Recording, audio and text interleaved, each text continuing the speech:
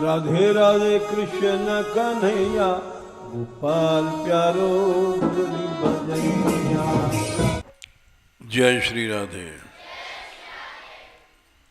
जय श्री राधे।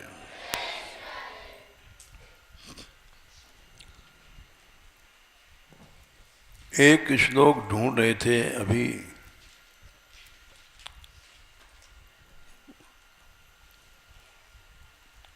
कहाँ कहाँ है भूल गए थे।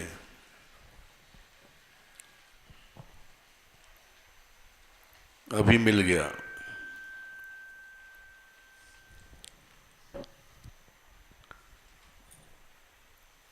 ओहो ईश्वर लीलेयम दुर्विभाव्या शरीरणाम।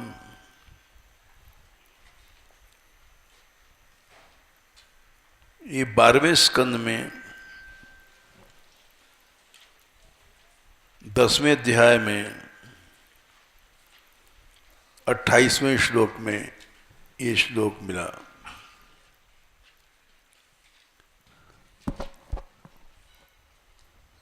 क्योंकि ऐसी घटनाएं घट रही हैं जिनकी कोई संभावना नहीं थी।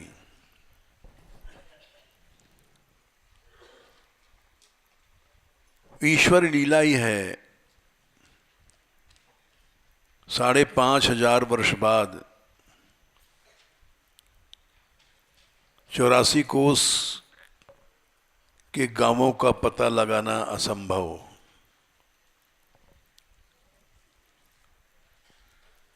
क्योंकि वो वन सब कट गए, वन कट के गांव बने, गांव भी सब नष्ट हो गए। गांवों के रहने वाले ब्रजवासी बदल गए। इधर की ओर तो मेवात बन गया,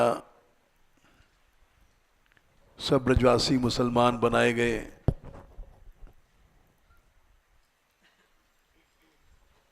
तो देश बदल गया, गांव बदल गया, संस्कृति बदल गई।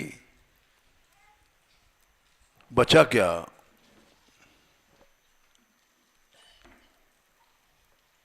तो 84 कोस का पता लगाना असंभव था।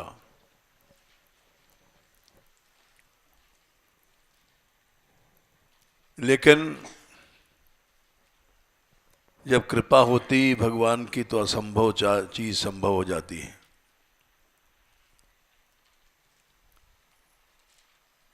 हमारा वह शरीर मर के जिंदा भये, कोई आशा नहीं थी बचने की।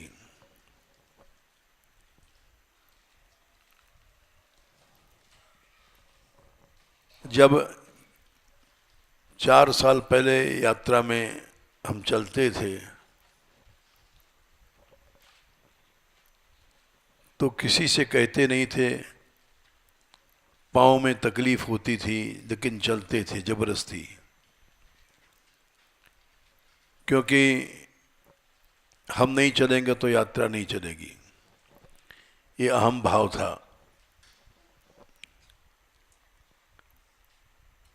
इस अहम भाव को प्रभु ने तोड़ा। हम बीमार पड़े, अस्पताल गए, फिर भी यात्रा चलती रही। उसके बाद उन्होंने एक चमत्कार दिखाया। डॉक्टरों ने दिखाया था कि गए तुम इलाज क्या कराते हो। हल्ला भी मच गया था कि मर गए मर गए। फिर जीवित भय, स्मृतियां सब नष्ट हो गई थी, किसी आदमी को पहचानते नहीं थे। फिर स्मृति लौटी और कथा भी होने लग गया, कीर्तन भी होने लग गया। ये क्या है? भगवान की विचित्र लीला है।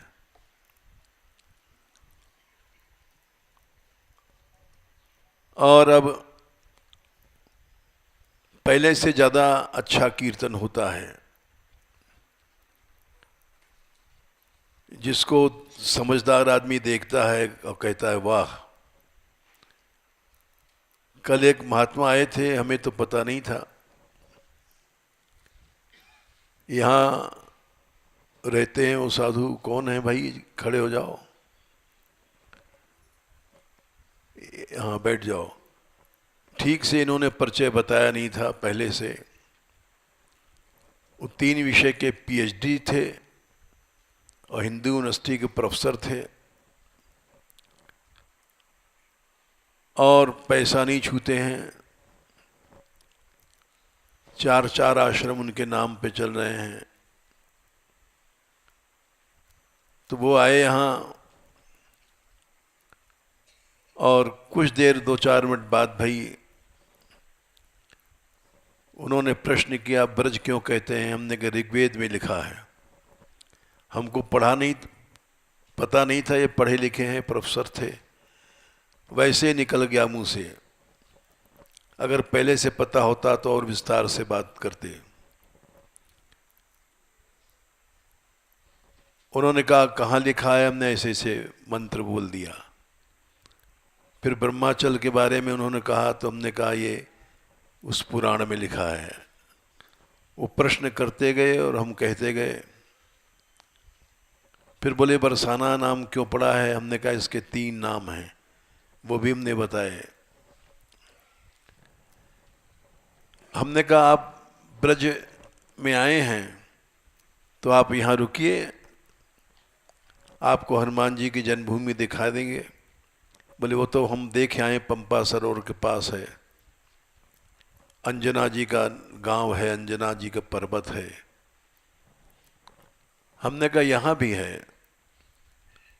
बोले प्रमाण क्या है? हमने कहा वाल्मीकि रामायण में पढ़ा है अंजना पर्वत लोगों ने, और वहाँ चिन्ह भी हैं। तो बोले इस बार तुम नहीं रुक पाएंगे क्योंकि विचार हम करके नहीं आए हैं, लेकिन हम कीर्तन में भी नहीं रुकेंगे। उनके साथ लोग थे, गाड़ियाँ थी। हमने कहा ठीक है, फिर कभी आइए रुकिएगा। यहाँ से गए उन्होंने और विचार उनका बदल गया। रात को कीर्तन में रुके, देखा कीर्तन। देखने के बाद वो समझ गए कि ब्रज है,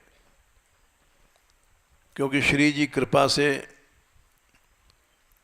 जो निष्पक्ष आदमी देखता है वो निश्चित महाराज की कल्पना करता है।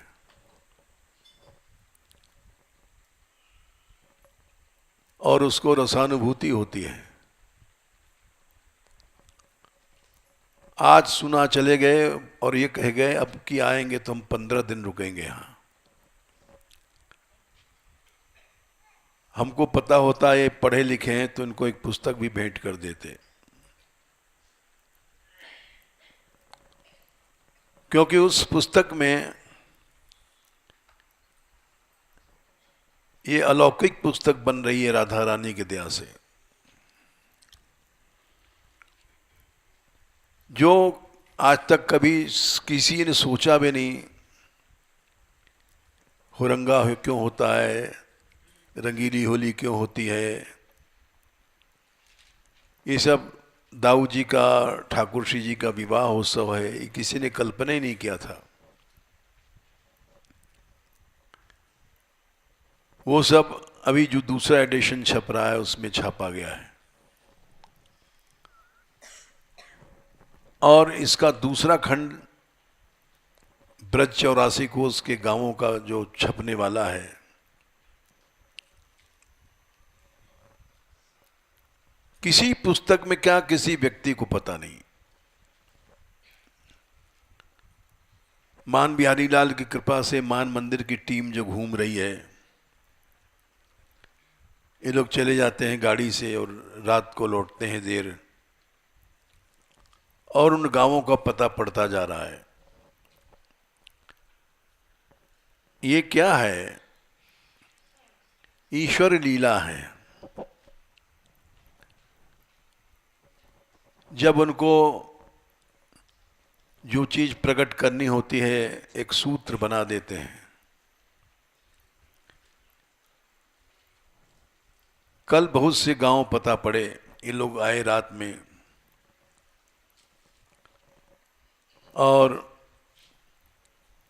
इसलिए ये श्लोक हम याद कर रहे थे, कहाँ है, भूल गए थे। फिर याद आया कि शंकर जी जब गए हैं दर्शन करने मार्कंडे जी का,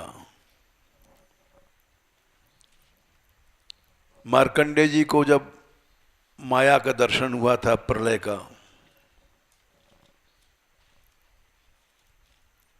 तो वो स्वयं गए हैं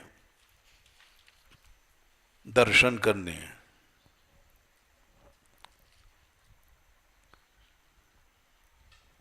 और आकाश मार्ग से गए हैं। तो पार्वती जी ने कहा है, ये जो बैठे हैं ध्यान कर रहे हैं, 12वें स्कंद में 10वें अध्याय में कथा आती है।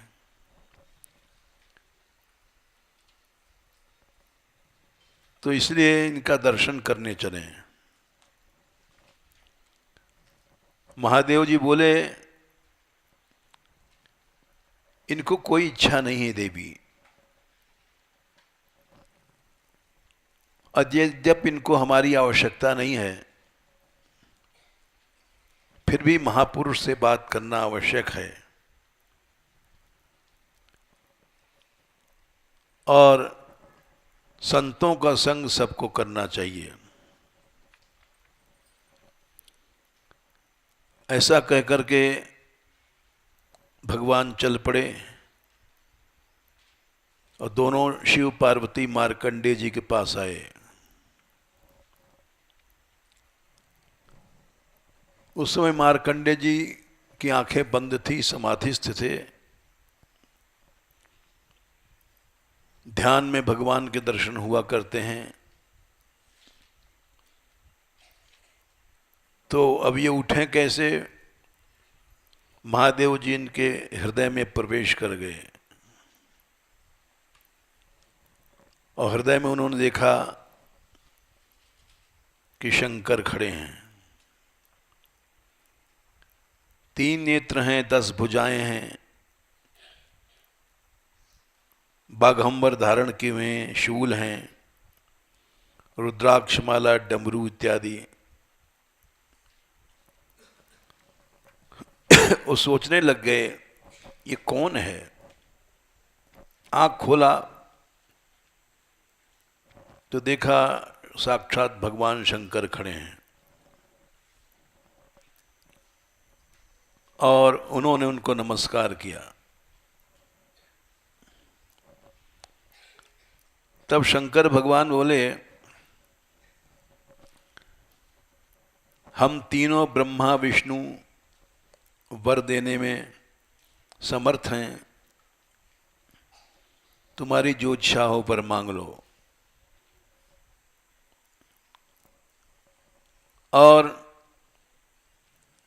तुम जैसे भक्त ब्राह्मण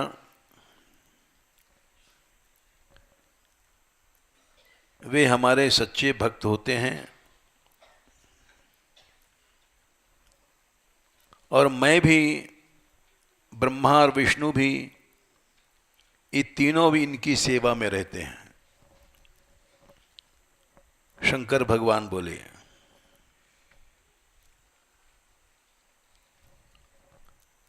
और तुम्हारे जैसे महात्माओं की स्तुति सेवा करते हैं ब्रह्मा विष्णु शंकर। और भगवान शंकर जी बोले कि लोग तो पानी को तीर्थ मानते हैं, वहाँ जल तीर्थ तीर्थ नहीं है। 12, 10, 23 ये श्लोक 3 बार आया भागवत में।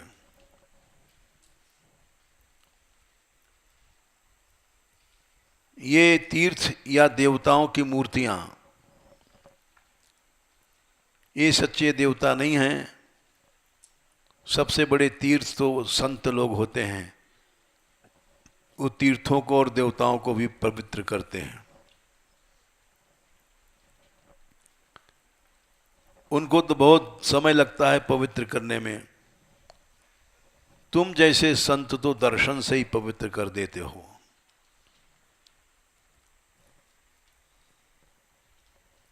और हम लोग ऐसे ब्राह्मणों को नमस्कार करते हैं,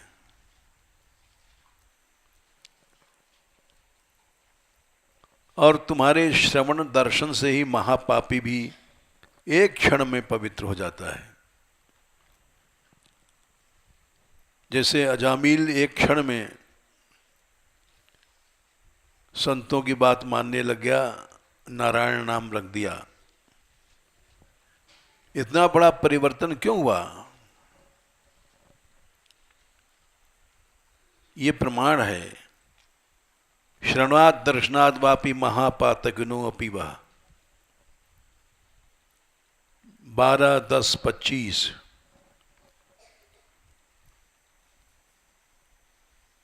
इसलिए तुमसे भाषण करना जरूरी है और हम करेंगे। एक एक बात बड़ी रहस्य की है। संतों की ऐसी महिमा कहीं नहीं कही गई कि ब्रह्मा विष्णु शंकर भी इनकी सेवा में रहते हैं संतों की। और जो शक्ति देव मूर्तियों में नहीं है, तीर्थों के पानी में नहीं है, वो भक्तों के दर्शन में है। तब वो मार्कंडेय जी बोले, यहां पर वो श्लोक था, हम भूल गए थे, 12, 10, 28। अरे ये ईश्वर होकर के हमारी स्तुति कर रहे हैं, ईश्वर होकर के कह रहे हैं कि हम तुम्हारे से बात करेंगे और पवित्र हो जाएंगे। यही बात भगवान कृष्ण ने कहा था कि मैं भक्तों के पीछे पीछे घूमता हूं। 11वें स्कंद के 14वें अध्याय में निरपेक्षम मुनिम शांतम निर्वैरम समदर्शनम, क्या संख्या है? 16। अनुब्रजाम्य हम नित्यम पूयेत्यंग्रि रेणु भी। अनंत कोटि ब्रह्मांडों का नायक होने के बाद भी मैं पीछे पीछे घूमता हूं कि संतों की चरण मिल जाए और अब मैं पवित्र हो जाऊं।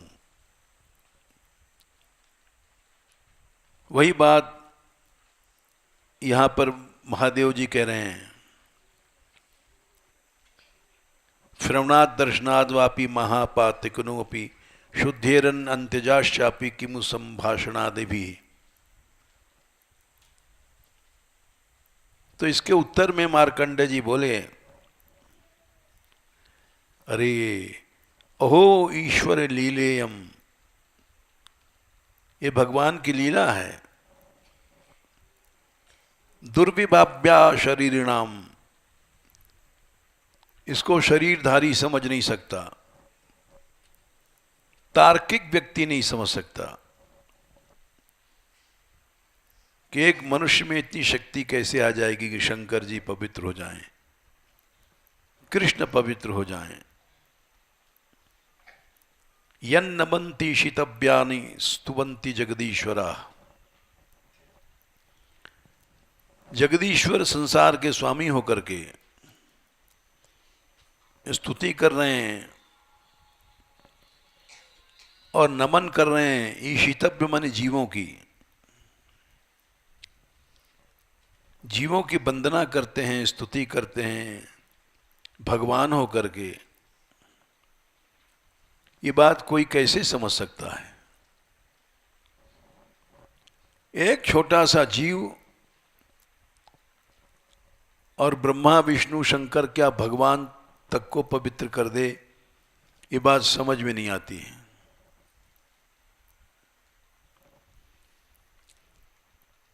यह श्लोक इसलिए याद आया कि कहाँ तो हजारों वर्ष हो गए हैं कृष्ण लीला यहाँ से गए, अंतर्धान हुए।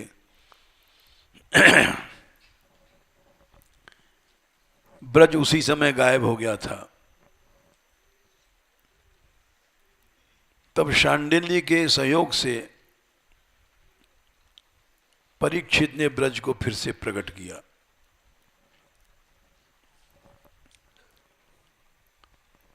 चलो उस समय तो शांडिल्य ऋषि थे। शांडिल्य ऋषि ने साक्षात लीला देखी थी। वो बताए परीक्षित को कि यहाँ ये गांव है, यहाँ बरसाना था, यहाँ नंदगांव था, यहाँ गोवर्धन था, इसलिए प्रकट कर दिया उन्होंने। उसके बाद फिर ब्रज गायब हो गया।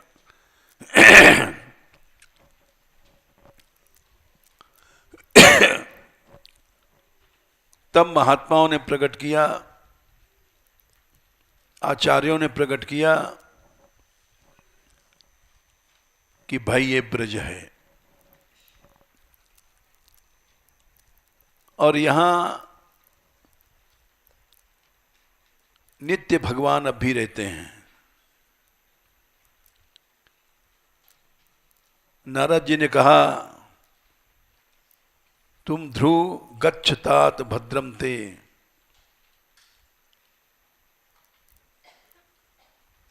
तुम जाओ, तुम्हारा कल्याण हो। यमुना यास तटम शुचि, यमुना जी किनारे चले जाओ। पुण्यम मधुवनम यत्र सानिध्यम नित्यदा हरे। क्यों? वहां नित्य सानिध्य है भगवान का। वहां बहुत जल्दी भगवत प्राप्ति हो जाती है।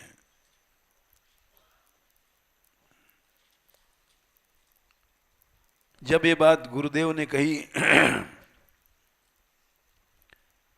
तो युक्तः तम परिक्रम्य प्रणम्य निबार्भकः, वो राजा का बेटा ध्रुव प्रणाम करता है, परिक्रमा करता है गुरुदेव की और चल देता है गंगा की किनारा छोड़ करके जमुना किनारे के लिए।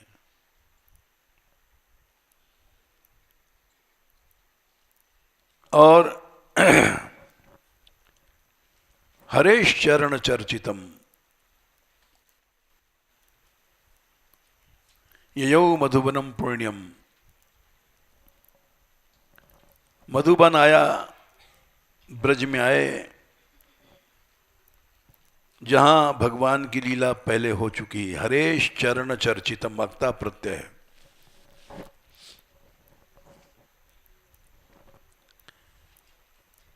हो चुकी है, होती रहती है। यत्र सानिध्यम नित्यदा हरे है। नारद जी ने कहा नित्य सानिध्य रहता है वहां पर। और दूसरा शब्द मिलता है हरेश चरण चर्चितम, जहां हो चुकी है, होती रहती, दोनों बात आ गई।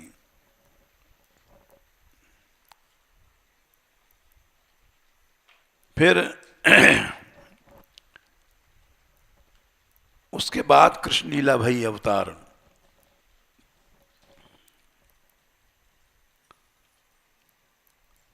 और उन लीलाओं को बताया नारद जी ने जो करेंगे। करिष्यत्युत्तम श्लोकस तद्ध्याये हृदयंगमम। 4, 8, 57।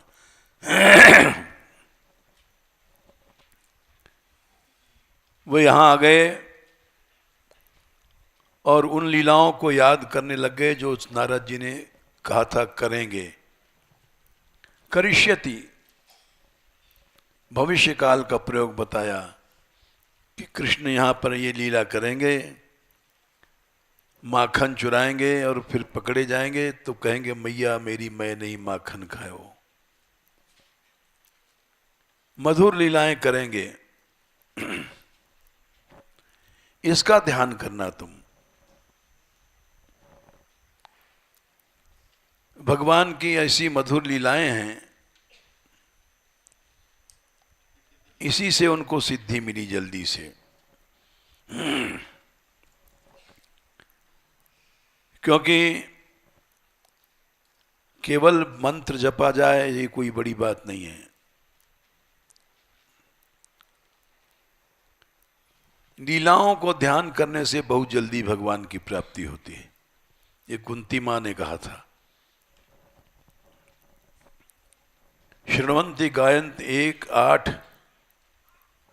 गृणन्त भीक्षणसः स्मरन्ति नंदन्ति तवे हितं जना तैव पश्यन्त्य चेरिणि तावकम् 36 भवप्रावाहो परमं पदाम्बुजं में। ईहित मनि लीलाएं,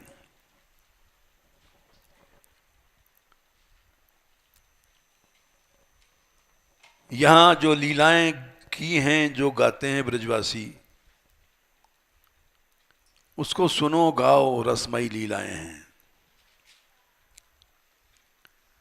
यहां आज भी राधा रानी बुलाती हैं, कान्हा बरसाने में आ जाइयो, बुलाई गई राधा प्यारी। इससे बहुत जल्दी प्राप्ति होगी। लोग तो समझेंगे रसिया है, गमारू लीला है, गंवार शब्द है। अचिरेण बहुत जल्दी इससे प्राप्ति होगी, यानी एक आस्था जम जाती है कि यहाँ राधा रानी हैं, बुला रही हैं, अब भी बुला रही हैं और अब भी कान्हा आते हैं।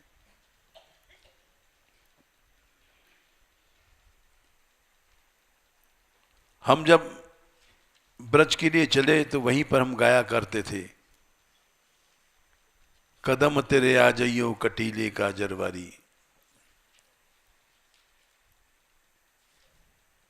जो गोरी तेरी सांस लड़े तू वाऊ सिंह दिखाइयो कटीले का जरवारी। जो गोरी तेरी नंद लड़े तो वाऊ गैल बताइयो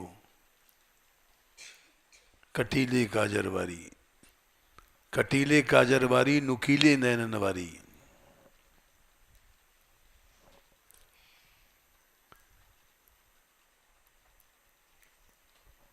और आखिर में है जो गोरी तेरे खसम लड़े तो वाऊ गैल बताइयो। इनको गाते थे, गाते गाते बरसाना मिल गया।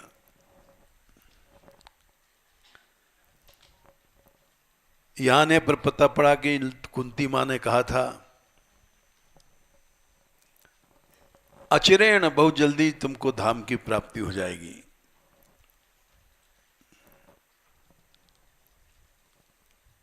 अचेरण तावकम, अचिर शब्द आया है, बहुत जल्दी। जो लाखों वर्ष में प्राप्ति होने वाली है वो तुमको इसी जन्म में होगी और भी होगी अगर लीला गाओगे। तवे ही तुम इति मन लीला को गाओगे। तैव पश्यन्त्य चिरेण तावुजम भवा प्रवाहो परम मम पदाम्बुजम। साक्षात आपके चरण कमल को देखेंगे। और जो मूर्ख तार्किक लोग हैं वो शंका करते हैं, सदलौनी माखन की दूंगी अपने हाथन खा जाइयो बुला गई राधा प्यारी। अरे कहीं परमेश्वर माखन का भूखा थोड़ी है, छाछ पर नाचेगा, ये क्या भगवान बना रखा है।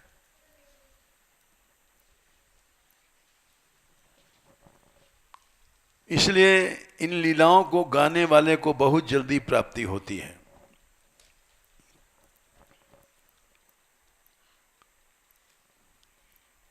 और ये सब बातें क्यों याद आई? कल ये लोग लौटे रात में, देर में। गांव में सड़कें अलग अलग बन गई हैं, एक गांव से दूसरे गांव में रास्ता नहीं है। तो भगवान की कृपा से गाड़ी दे रखा है ठाकुर जी ने, नई गाड़ी है। कल बता रहे बच गए ने, तीनों आदमी खत्म थे। रास्ता है नहीं, जमुना किनारे घूम रहे हैं, कहीं टीले पर चढ़ना, कहीं कुछ पड़ना। गाड़ी नहीं है इसलिए कोई दिक्कत नहीं होती है।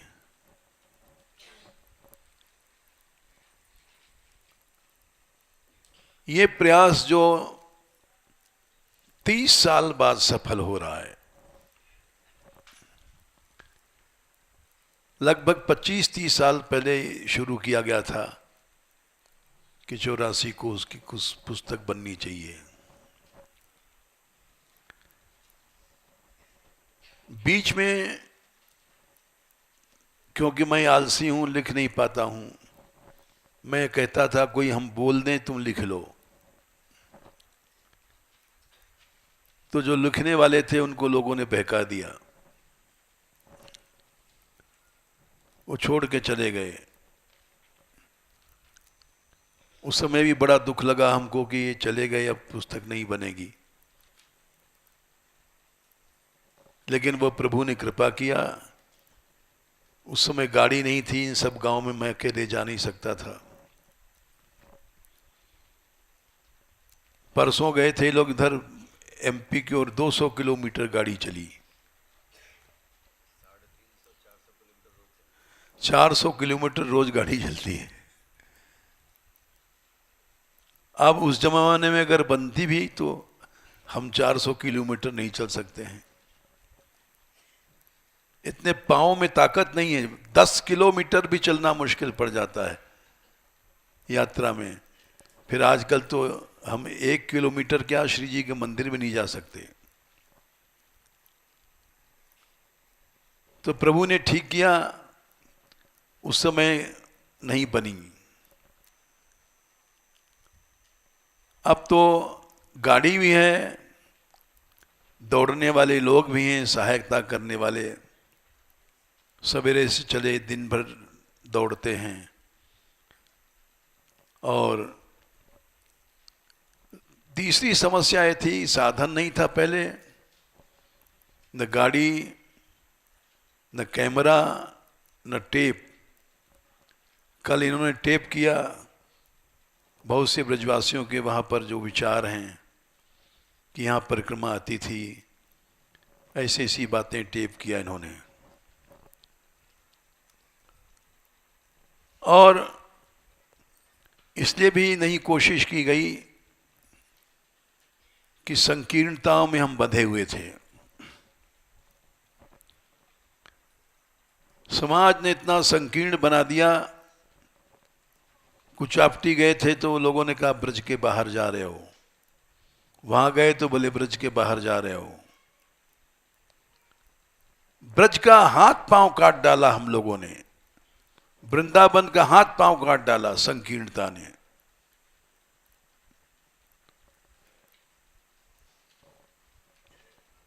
संकीर्ण इतने हो गए हैं कि कोई, रूप गोस्वामी जी ने लिखा है मथुरा महात्म्य, 84 कोस क्या है, वो 3 उसके घेरे बनाए हैं। एक 5 विभाग किया है, और उसको कोई दूसरे संप्रदाय वाला नहीं पढ़ता है क्योंकि संकीर्ण है। उनको गौड़िया समझता है परदेसी, और वो उन्होंने ठीक लिखा है। फिर ब्रज में चाचा वृंदावन दास जी हो, राधा वल्लभी हुए हैं, इनके ग्रंथों को कोई नहीं पढ़ता है, कोई गौड़िया नहीं पढ़ता है, क्योंकि उन्होंने स्वकीया की स्थापना किया है। परकिया वाले स्वकीया की बातें नहीं पढ़ते हैं, स्वकीया वाले परकिया का नहीं पढ़ते हैं। इस तरह से संकीर्ण हो गए हम लोग। और भगवान की कृपा है, हम यही कहेंगे कि हमने अभी तक ये सोचा ही नहीं कौन गौड़िया है, कौन राधा वल्लभी है, कौन निम्बार्की है, कौन क्या है। जो कृष्ण उपासक है वो हमारा है, चाहे किसी संप्रदाय का है, चाहे किसी जाति का है। हमने प्रेरित किया कि तुम जाओ, तो ये लोग मथुरा गए, वो पुस्तक गायब हो गई थी मथुरा महात्म्य, किसी जमाने में छपी थी, उसकी कॉपी स्कैन करके लाए, तो यहां से शुरुआत हो गया लिखना कि भाई ब्रज तो बहुत बड़ा है। रूप गोस्वामी जी ने लिखा है, उसको हमने कहा सम्मान करो। रूप गोस्वामी से चिढ़ो मत, क्योंकि उन्होंने परिकिया की स्थापना किया है। फिर राधा वल्लियों की एक वाणी मिली थी ब्रज परिक्रमा की, उसका सम्मान गौड़िया नहीं करते हैं, क्योंकि स्वकीया की परिस्थापना है, ये लोग परकिया का खंडन करते हैं। इस तरह से आपस में लड़ाइयां हैं, संकीर्णताएं हैं। वो पुस्तक यहां थी, हमारे पास खो गई थी। जब से यात्रा चली है काफी दिन तक रही हमारे पास। फिर हमने कहा उस पुस्तक को लाओ, ढूंढो। एक पुस्तक कहीं मिली, फिर स्कैन करके लाए, यानी उसकी कॉपी करके लाए। अब तो कई कॉपी हो गई हैं। हाँ मिली, राधा वल्लियों के यहाँ से मिली, दान बिहारी जी के यहाँ से, उसकी कॉपी किया और उसे खोज चली। वो लोग इसलिए नहीं पढ़ते हैं कि राधा वल्लभी है, ये इसलिए नहीं पढ़ते हैं गौड़िया है। फिर एक झगड़ा और चला, निकुंज अलग ब्रज अलग। ये भी बड़ा लंबा झगड़ा है। इसमें इतना झगड़ा डाल दिया है लोगों ने कि बरसाने ही नहीं आते लोग वृंदावन में। 5 कोस वृंदावन है बस, न बरसाना न नंदगांव। जबकि स्वामी हरिदास जी ने सब लीला गाई है, सख्य भी लीला गाई है, परकिया भी गाई है, सब कुछ गाया है। लेकिन चेला चाटी, गुरु गुड़ई रहे, चेला चीनी हो गए। ये उनसे आगे निकले संकीर्णता में। और इस तरह से ये सब झगड़े थे। हम ब्रज की खोज नहीं कर पाए, क्योंकि इन झगड़ों में प्रभावित थे, संकीर्ण थे। अब धीरे धीरे बुद्धि खुली हमारी कि ये सब माया है, अविद्या है, मेरा तेरा, इसको छोड़ो। ये लोग तो जहां जाएंगे वहीं राग द्वेष फैलाएंगे। एक गुजर साधु बन गया, लेकिन उसको चोरी की आदत थी, कोई चिढ़ न जाए गुजर हो तो, कहावत है इसलिए सुना रहे हैं। तो प्रसिद्ध हैं लोग बेचारे चोरी में। तो वो साधु रात को उठता था, साधुओं को तूंबा पलट देता था। किसी को लोटा यहाँ रखा, किसी को लुटिया वहाँ रखा, किसी के आसन, क्योंकि हेरा फेरी की आदत थी, उसको चैन नहीं पड़ता था। गुरुजी ने दीक्षा दिया था तो बोला चोरी छोड़ दे, बोले ठीक है छोड़ दिया महाराज। लेकिन वो रात में यही सब किया करता था। सवेरे साधु लोग लड़ते थे कि अरे तूने हमारा लोटा क्यों उठाया, तूने हमारा आसन क्यों उठाया, आपस में लड़ाई हो। ये क्यों सुना रहे हैं, गप्प नहीं है, कथा है सच्ची, इसमें रहस्य है। तो महंत जी ने सोचा कि भाई चोरी तो है नहीं, इसका लोटा वहाँ मिलता है, सवेरे उसकी लुटियाँ यहीं मिलती है, उसका पात्र यहीं, इसका कमंडल वहाँ मिलता है, इसका कंबल वहाँ मिलता है, कोई सामान गायब तो होता नहीं है। ये चक्कर क्या है? इसको चोरी नहीं कह सकते हम। तो ये बोले रात को हम देखेंगे। वो सारी रात जागे महंत जी। ठीक 12 बजे रात, मध्य रात्रि में जब सो रहे हैं,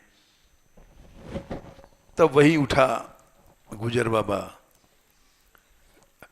और उठ करके जल्दी जल्दी इसकी लोटा उठा, वहाँ लुटिया वहाँ रखा, उसका कंबल वहाँ रखा और 2 मिनट में कर करा करके सो गया अपनी जगह।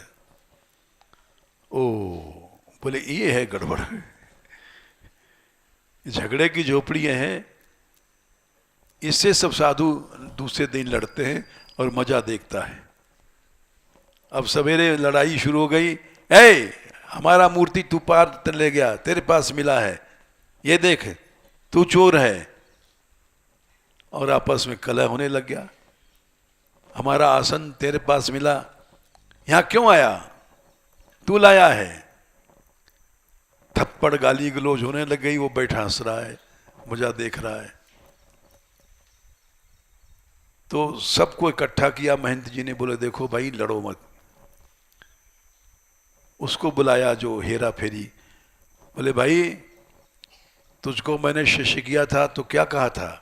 गुरुदेव आपने कहा था चोरी छोड़ दो, फिर क्यों रात में करता है? बोले गुरुजी चोरी की प्रतिज्ञा आपने कराई थी, चोरी छोड़ दिया, हेरा फेरी की थोड़ी प्रतिज्ञा करा थी। हेरा फेरी की प्रतिज्ञा कराते तो हेरा फेरी भी छोड़ दे। मैं चुराता तो हूं नहीं, खाली हेरा फेरा कर देता हूं। इसका कमंडल वहां, इसका तुम, इसमें कोई चोरी नहीं है। आप बताइए कोई किसी का गायब हुआ सामान, कोई चोरी हुआ, किसी से पूछो। बोले नहीं। तो भाई तो हेरा फेरी भी छोड़ दे। तो उसने हेरा फेरी छोड़ा। वैसे हम लोगों में मैं मेरा तू तेरा की हेरा फेरी बहुत है। यहां भी आए, दीक्षा लिया, संप्रदायों में वैष्णव बने तो मेरा तेरा करते रहते हैं, राग द्वेष करते रहते हैं, फैलाते रहते हैं। इसलिए हमने कथा सुनाई। इसी कारण से हम डर के मारे कहीं नहीं जाते थे कि ब्रज छूट जाएगा। लेकिन पढ़ते पढ़ते, विचार करते करते श्री जी ने कृपा किया कि सब माया है। मेरा तेरापन ये माया है, ये कोई भगवत रस नहीं है। ये संकीर्णता है, अनन्यता नहीं है, समाज का नाश है। वैष्णव अपराध होता है, वैष्णव से द्वेष करता है। कल हम इससे कह रहे थे कि इस टॉपिक को पहले लिखना, और वो नामापराध का श्लोक कहाँ मिला, ढूंढ लेना। 10 नामापराध में वैष्णव में भेद करना, वैष्णव की निंदा करना, अवज्ञा करना, तो उसको लेकर के लिखना टॉपिक। आज हर वैष्णव तेजहीन हो गया, क्योंकि वो माला तो करता है खूब, लेकिन नामापराधी है, भेद बुद्धि बढ़ाता है, अवज्ञा करता है, तिरस्कार करता है, दूसरे आचार्यों की आलोचना करता है। इसलिए तेजहीन हो गया सारा समाज। सारे समाज का नाश हम लोग कर रहे हैं। भेद बुद्धि बढ़ रहा है समाज में। वो उस संप्रदाय का है, हम इस संप्रदाय के हैं। उसकी वाणी नहीं पढ़ेंगे, उसका पुस्तक नहीं पढ़ेंगे। यहां तक कि हम सुना चुके हैं एक विचित्र घटना घटी थी आज से 75 साल पहले, हमारे आने के 10 साल पहले, लगभग 80 साल पहले। ये सच्ची घटना है। चंदन चौबे थे, नामी गायक थे, सिद्ध गायक थे मथुरा के। उनके लड़के थे, उनका गाना हमने सुना था, वो भी अच्छा गाते थे। वो बाबा के मित्रों में थे और एक दिन बाबा बोले, चंदन जी, उनका गाना सुनने के लिए ओमकारनाथ ठाकुर आते थे, संगीत सम्राट हिंदुस्तान के। चंदन जी ऐसी तोड़ी गाते थे, बाबा कहते थे ऐसी तोड़ी आज तक किसी ने गाई नहीं और सुना नहीं। तो चलो स्वामी हरदास जी को सुनाओ। एक आपकी आवाज। तो टटिया स्थान में आए और राग रंग जमा, सब इकट्ठे हो गए। चंदन जी आ गए, चंदन जी आ गए। जैसे बैठे सब तानपुरा वगैरह मिला, गवैया थे और उन्होंने होरी शुरू किया। वो बड़ी नामी होरी है नंददास जी की। अरी चल नवल किशोरी, गोरी होरी खेलन जाएं। विशाखा जी कह रहे हैं कि अरे राधा होरी खेलने चले। वहां सब सखियां पहुंच गई हैं। नर नारिन को कोटि कोटि जूथ जुरे हाय, वहां पद में आता है करोड़ों गोपियां हैं। जब कृष्ण ने देखा सब टोल आ गया लेकिन तुम नहीं हो, तो आंखों से इशारा किया, बिना राधा रानी के रस क्या है। तब उन्होंने इशारा किया, तो मैं दौड़ के आई हूं, तुम चलो। विशाखा जी प्रार्थना करती हैं। बड़ी सुंदर होली है और इस होली को सुनने के लिए हमारे बाबा भी आते थे यहाँ, जिस एक दिन समाज में होती थी बरसाने में। एक दिन जरूर होती है यहाँ। तो उस होली को चंदन जी गाते थे और 3-3 घंटे गाते थे एक ही पद को। जैसे उन्होंने शुरू किया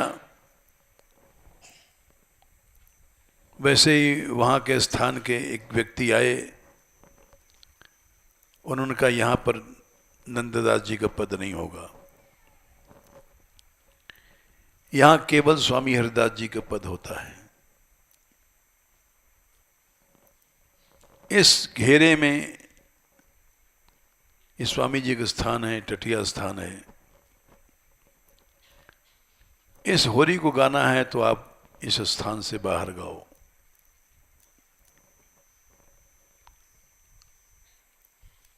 वो बाबा की ओर देखा उन्होंने, बाबा वहीं बैठे थे। बाबा ने इशारा किया, चलो। चंदन जी उठे, बोले अब इस स्थान में जीवन में पांव नहीं रखेंगे। जहां ऐसी माया है, श्री जी के यश नहीं गा सकते, लाल जी के यश नहीं गा सकते, उस स्थान में मैं जीवन में पांव नहीं रखूंगा, कह के चले आए और दोबारा जीवन में प्रवेश नहीं किया उन्होंने।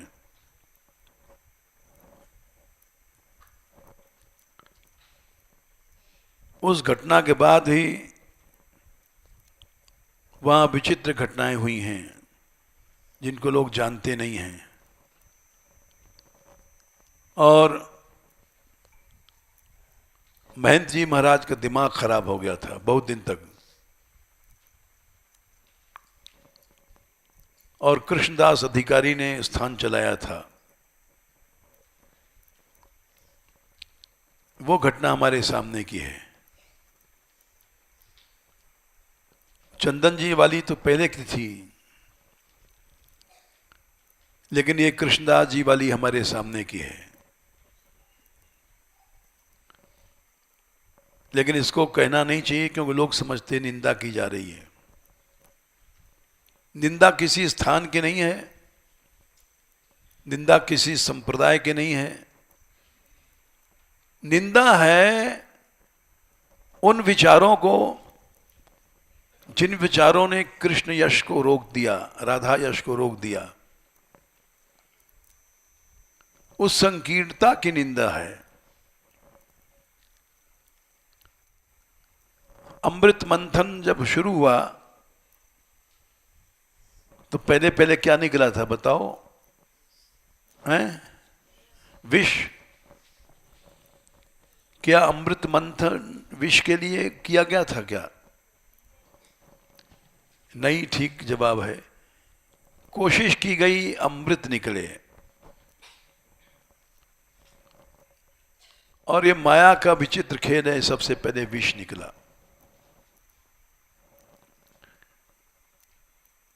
सभी संप्रदाय बने थे अमृत के लिए कि एकमात्र एक लक्ष्य होकर के जीव चले भगवान की ओर। लेकिन उस अमृत के पहले विष निकला। ये भेद बुद्धि, विषमता की बुद्धि, और विषमता से जब भेद में कली होता है तो अनेक दोष निकल जाते हैं। भेद बुद्धि से ही ये द्वेष, कलह, ये सब पैदा होता है। और कठिन काल मलकोश, कलयुग को मलों का कोष खजाना कहा गया। जितने मल हैं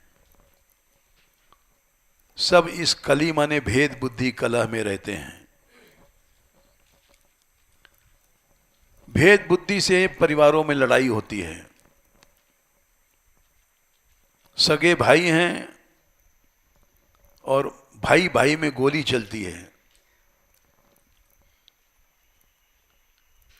भाई भाई में शत्रुता हो जाती है।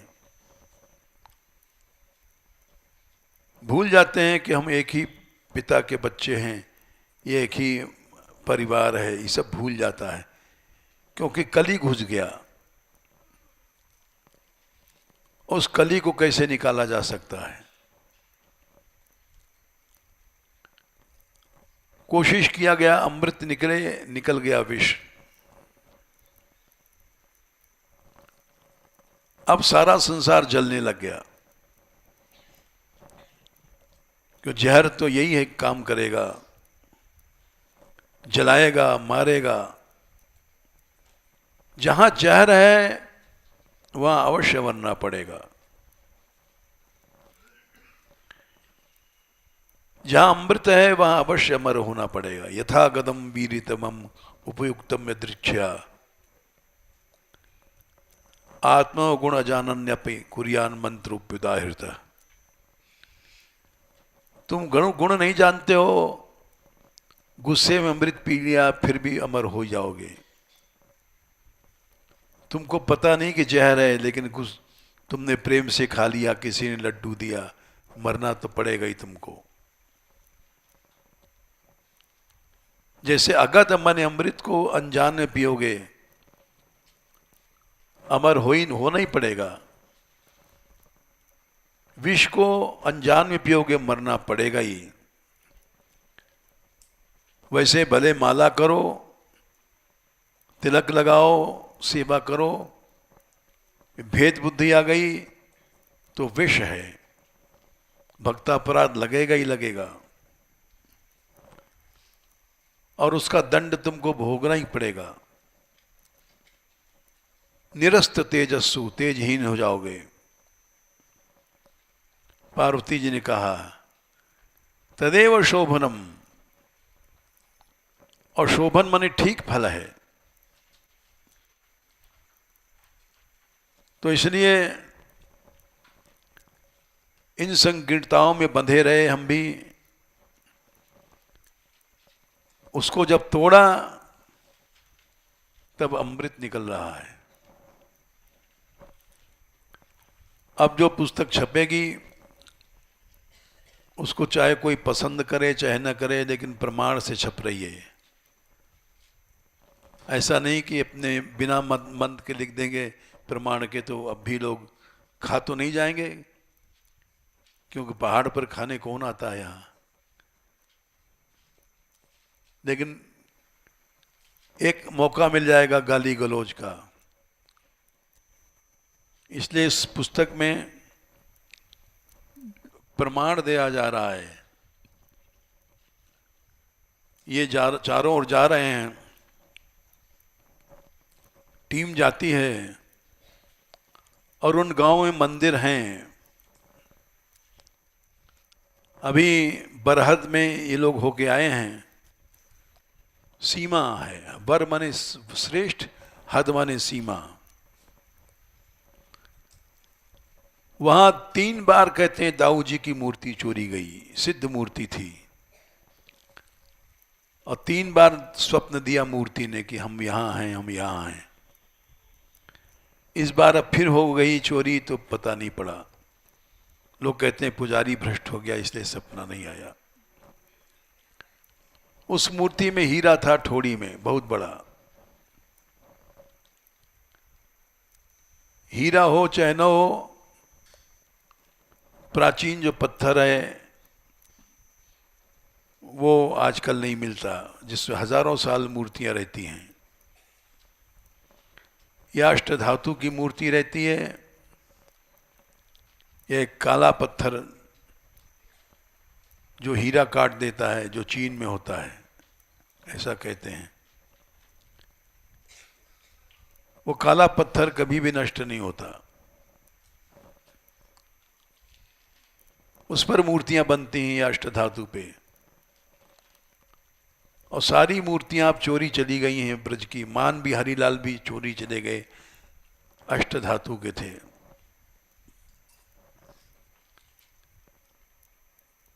इसलिए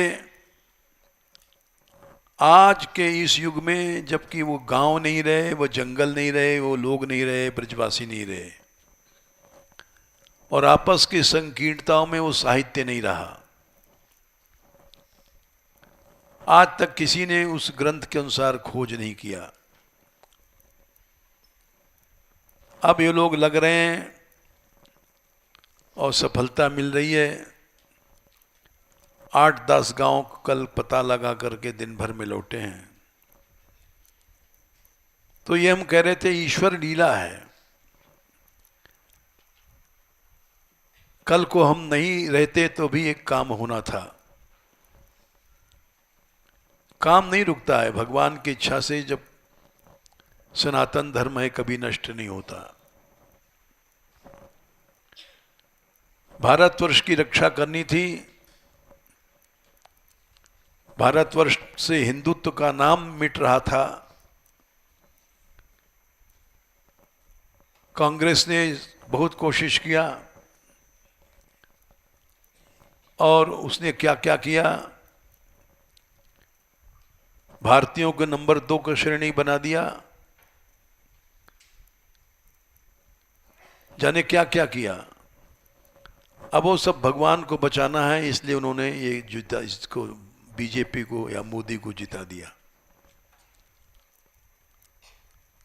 अब सुन रहे हैं कि उन्होंने कश्मीर पर भी बहस शुरू करा दिया है।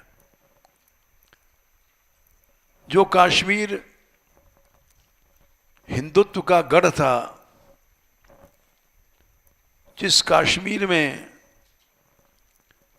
प्राचीन ग्रंथ इतने थे कि वहीं से रावण संहिता, भृगु संहिता सब गायब हुई है। वहाँ एक पुस्तकालय संग्रहालय था, उसमें 6 महीने तक आग जली है। ढूंढ ढूंढ करके ग्रंथों को जलाया गया, और उस कश्मीर में सब हिंदू मिटा दिए गए। कश्मीरी पंडित सब भगा दिए गए। हिंदुओं लड़कियों के साथ वो अन्याय हुआ है कि आज से करीब 55-50 साल पहले कुछ लोग आए थे, वो चिट्ठी लाए थे वहाँ की हिंदू लड़कियों की, जो उन्होंने यहाँ के महात्माओं के नाम लिखी थी। वो हमको पढ़ाया सुनाया था, वो सबके बीच में सुना नहीं सकते हैं। ऐसा अत्याचार मुसलमानों तक उन्होंने नहीं किया होगा उस जमाने में, जो इस समय आतंकवादियों ने किया था।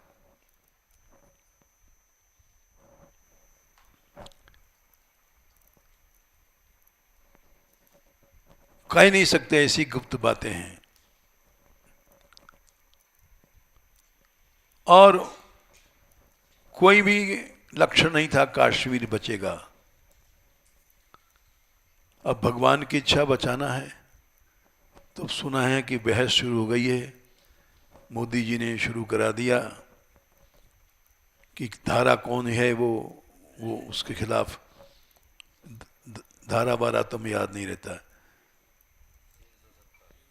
370, उसके खिलाफ बहस शुरू हो गई है, जो कि कभी भी संभव नहीं था कांग्रेस के जमाने में या किसी पार्टी के जमाने में। ये ऐसा क्यों हुआ जबकि इस समय सब पार्टियां एक थी, खाली बीजेपी अकेली थी। लेकिन बात वही है, भगवान से बड़ा कोई नहीं है। सनातन धर्म है, इसका विनाश सर्वनाश नहीं होता। अभी कोई बता रहे हैं कि भविष्यवाणी है नेस्ट्राडेमस की, 26 तक शासन करेंगे, ये बता रहे हैं।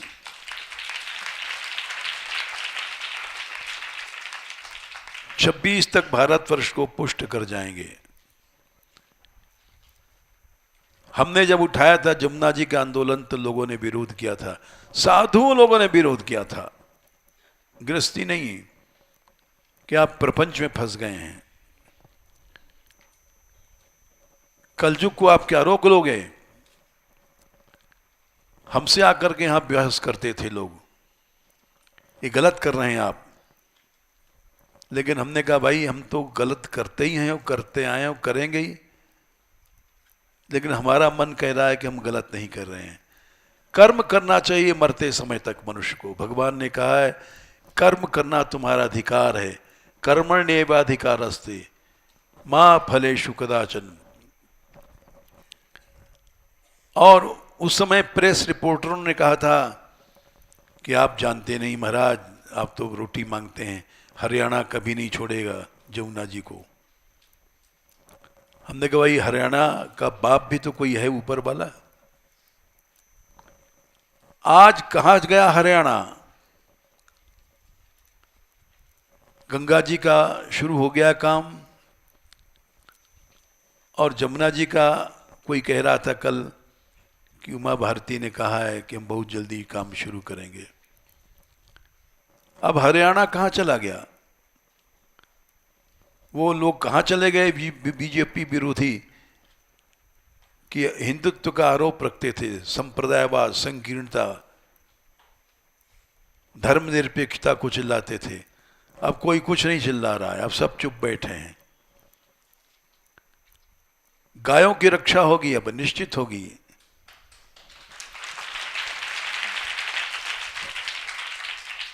और गायों की रक्षा से युग बदल जाता है, शास्त्र कहता है।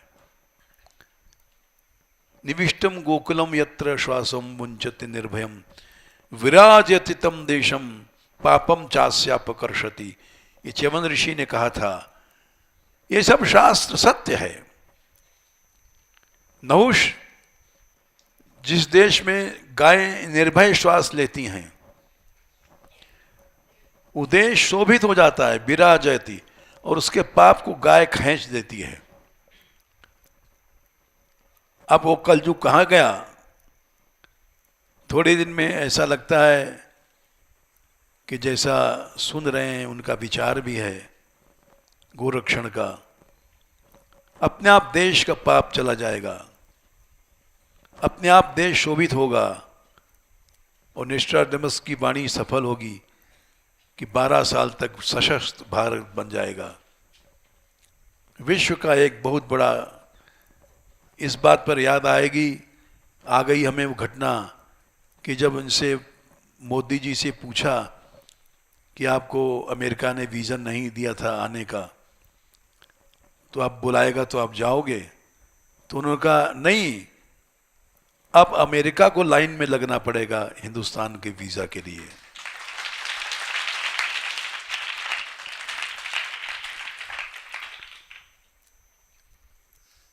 ये सब बातें सही होंगी क्योंकि सनातन धर्म का नाश नहीं होता है। हिरण्यकश्यप हुए, रावण हुए, शिशुपाल हुए, जाने कितने कितने हुए, इसका सर्वनाश नहीं होता है। हमारा धर्म सत्य है, सही है। ये जरूर है कि कलयुग में घट जाता है, लेकिन इसका सर्वनाश नहीं होता। जय श्री राधे।